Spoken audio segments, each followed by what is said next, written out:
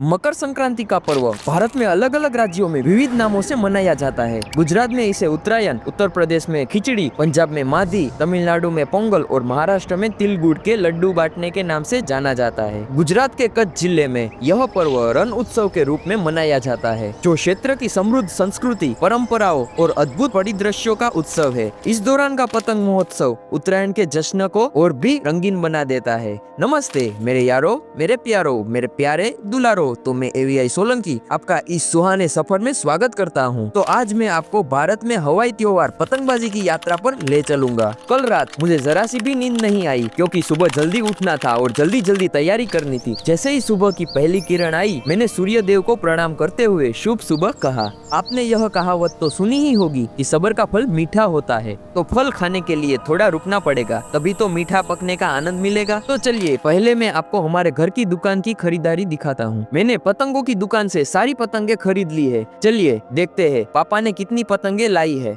मकर संक्रांति के इस पावन अवसर पर आप और आपके परिवार को मकर संक्रांति की ढेर सारी शुभकामनाएं। बाहर देखने पर पता चला कि बहुत से लोग उठ गए हैं और पतंग उड़ाने लगे हैं।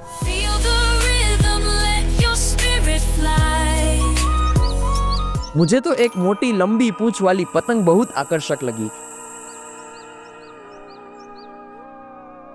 फिर मैं अपने भाई के घर आ गया, जहाँ मेरे भतीजे खुश नजर आ रहे थे। शुरुआत में सबसे छोटे लड़के नित्य से मिलाता हूँ, जो बड़ा शैतान है। आपको एक अजीब बात बताता हूँ कि उत्तरायण के थोड़े दिन पहले इस छोटे ने अपने पैर तोड़ लिए थे पतंग के चक्कर में, और मकर संक्रांति ठीक से मना भी नहीं पाया। इसके बाद बड़ा लड़का आया, जिसने छोटे को राजी कर लिया और कहा, तू थोड़ी देर मेरी फिरकी पकड़, फिर मैं तुझे उड़ाने दूंगा। पर इसने तो उसे सिर्फ मूर्ख बनाया और ठग लिया है।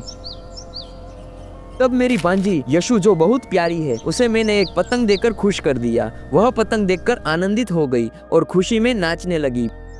फिर मैं थोड़ी देर के लिए अंदर कमरे में पतंग लेने आ गया। जब मैंने बाहर आकर देखा तो दो हुबहू कॉपी की पतंग उड़ रही थी। वो आसमान में दूर उड़ रही थी। आज तो सारे लोग अपने टेरेस पर खड़े होकर पतंग को उड़ा रहे थे और मौज मस्ती कर रहे थे, जैसे कि कोई नीचे नहीं है, सब ऊपर आ गए हैं, मानो नीचे भूकंप आ गया हो और ऊपर सब सुरक्षित है। मेरे भतीजे ने सुंदर तरीके से पतंग उड़ाई। तब मैं भी पतंग उड़ाने के लिए अस्त्र लेकर तैयार हो गया।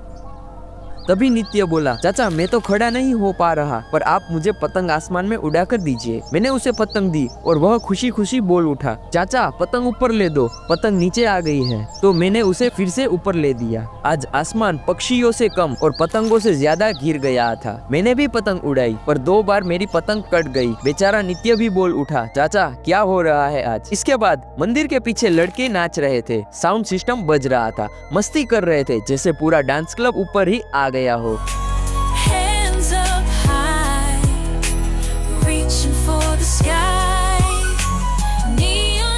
मकर संक्रांति के दिन तिल और गुड़ के लड्डू बनाने और खाने की परंपरा है, क्योंकि जो भी कड़वापन हो वो भूल जाए और मिठास में घुल जाए। फिर आती है सफाई की बारी। जो भी कचरा होता है उसे साफ कर लेना चाहिए, क्योंकि यह पृथ्वी मेरा घर है। तो सब साफ कर रहे थे।